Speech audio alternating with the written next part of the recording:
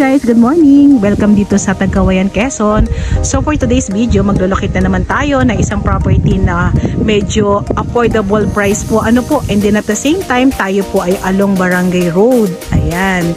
So sa mga buyers ko po na naghahanap ng property na kayang-kayang i-afford dahil murang-mura, ayan. So panoorin nyo po itong video na to, for sure magugustuhan nyo po si property. So bago tayo mag-ikot, syempre po as always, paki-like, paki-share and subscribe sa ating YouTube channel, and then lagi po natin pindutin yung ating notification bell para lagi po tayong updated sa mga properties na ibablog po natin. So ano pa hinihintay natin? Excited na akong ikutin si property, lalo na ito po ay 100% flat. Ayan. So let's go! So bago tayo pumasok kay property, pakita ko muna po sa inyo yung pinakaharap niya.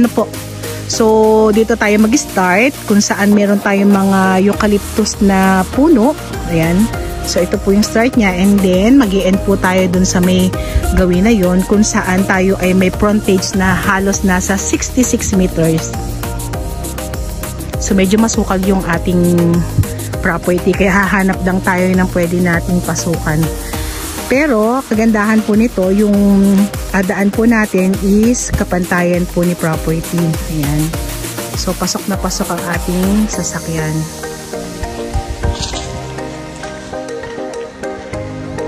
So ulitin ko lang po bali 66 meters yung ating frontage. So yan, lakad tayo. Pasok na tayo kay property. So si property po ay totally walang laman. So na-clearing na to. Ayan. Pero kagandahan ito, gaya ng sabi ko, tayo po ay along Barangay Road, and then at the same time 100% flat.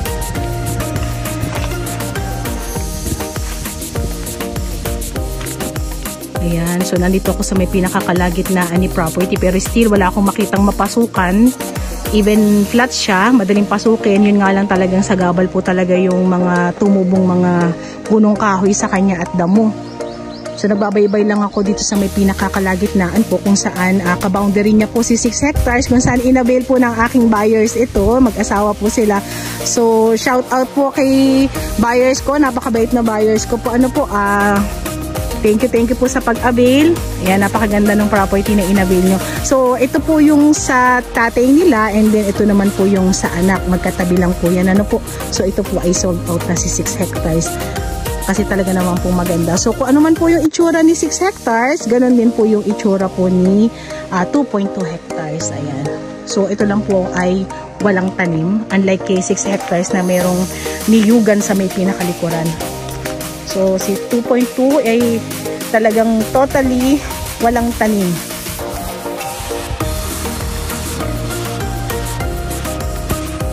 Yan, so medyo mga bata pa yung mga puno ng niyog na natira dito. Pero mga namumunga naman na siya.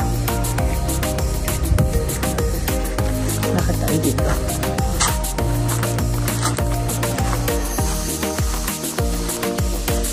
Talagang masukal. Kailangan na talagang linisin ito eh.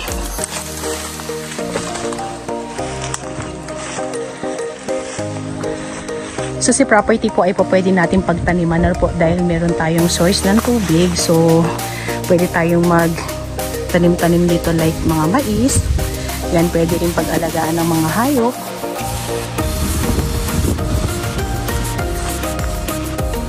Napakaganda ng tayo ng lupa.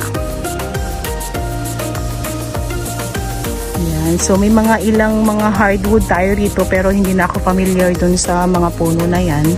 Ayan po. So yan, mga matitigas na kahoy, pwede natin ipambakod.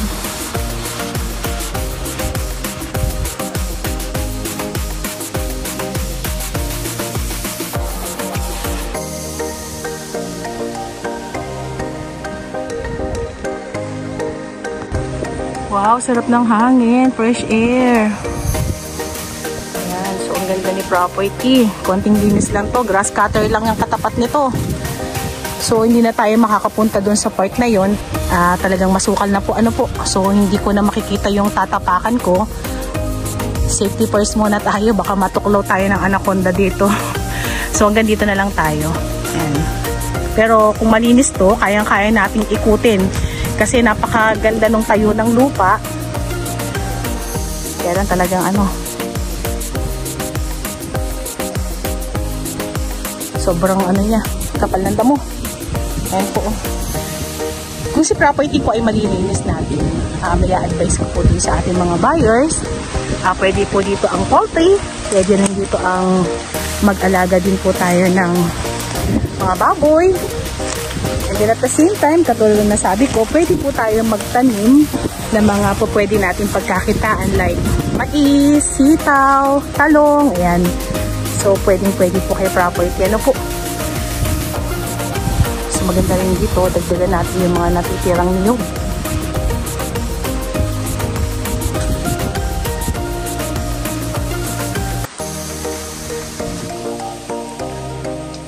Yan, ikot pa rin tayo kay property.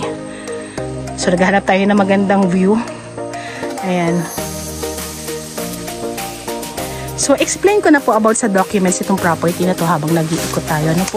So si property po ay matured CLOA, and then matured po ito for almost 10 years na. So po pwede na po talaga natin ibenta.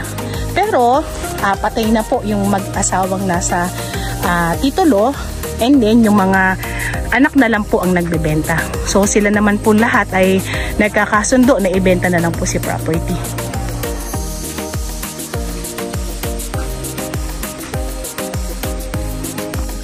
So yan, pakita ko lang po sa inyo yung pinaka-source ng ating tubig. Ayan, kung saan meron tayong nakapaloob na sapa kay property. Ayan. Ang ganda ng flow ng tubig dito. Ang lamig. So ito po ay hindi na iigahan kahit tag-araw po dito. So pwede tayo magkaroon ng mini fish pond katulad nung katabi ng ating property kung saan si 6 hectares po na pagmamayari naman po ng anak nitong binibenta natin na 2.2, meron silang ginawang DIY na fish pond doon. So nakita ko po yun, talaga ang ganda. So hindi siya naiigahan.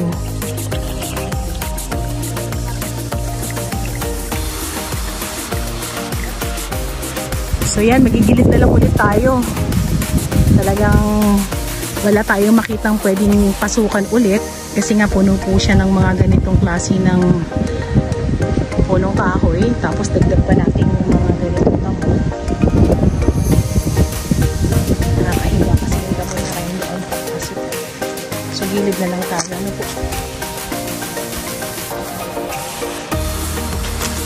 Kung tayo po ay papasyal kay 2.2 hectares, tayo po ay magta-travel ng halos nasa 7 hours kung tayo po ay manggagaling from Manila.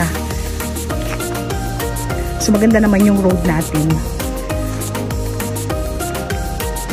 Dito lang po tayo magkakaroon ng rough road dito sa may papunta kay property kung saan yung pinaka-barangay road po niya ay may mixed na daan.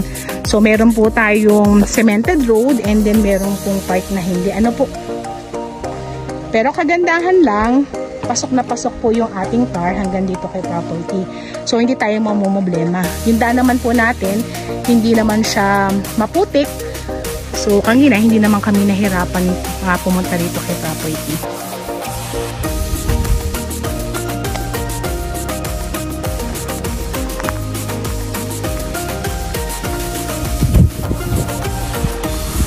So wala tayong masyadong description kay property kasi wala siyang halos laman.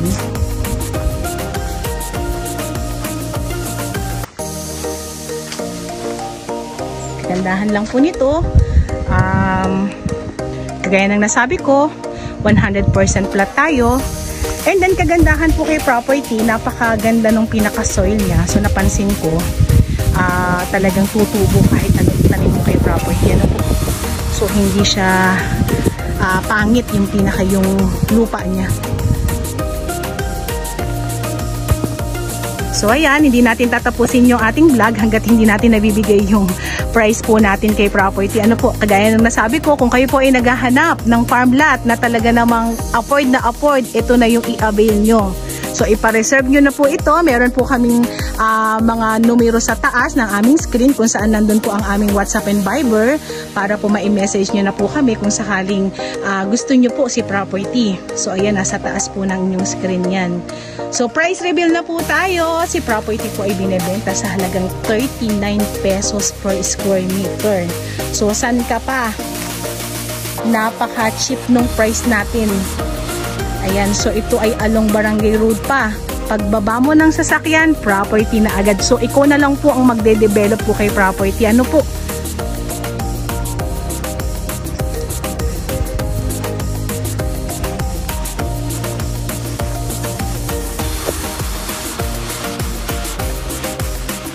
Kung meron man po akong hindi nabanggit about the details dito kay property, so meron naman din kaming description sa baba. So yun na lang po yung pindutin nyo po. Ano po? So sa price na binigay po sa atin ni seller, sila po ay magneneto. Meaning po, wala na silang sasagutin kahit ano. So buyer po ang magsushoulder ng lahat ng gastusin sa panahon po ng ating bentahan.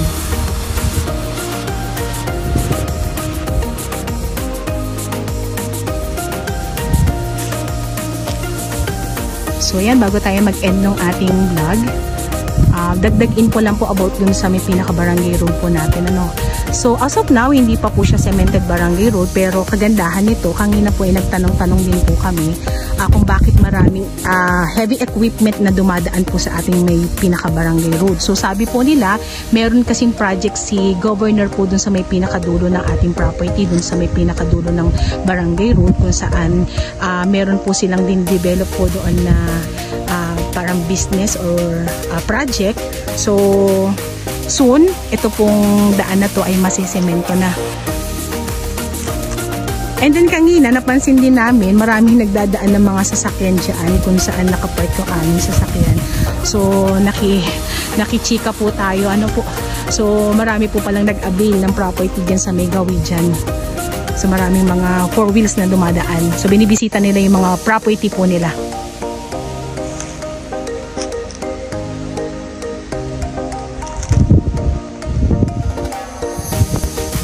So yan, papalabas na tayo kay property.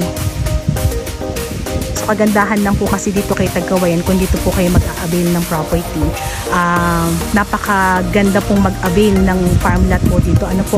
Kasi po unang-una, halos ang lahat ng road dito is nade-develop na, and then mas madali po yung ating transpo dahil nga po sa mga binubuksan po mga diversion road. So maunlad na bayan na rin po ang Tagkawayan. So, meron na rin tayo ditong Jollibee, meron din tayong McDo. Soon, magkakaroon na po tayo dito ng malaking hospital. So, ayan, magandang mag-avail dito kay Tagkawayan.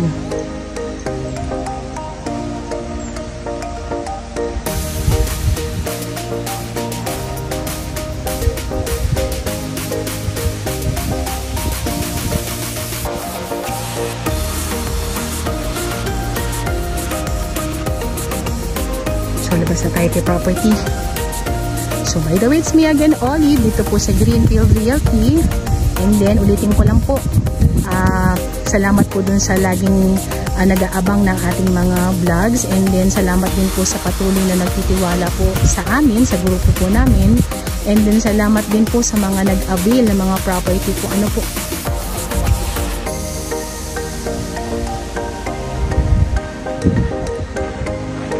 so let's go, uwi na, and thank you for watching.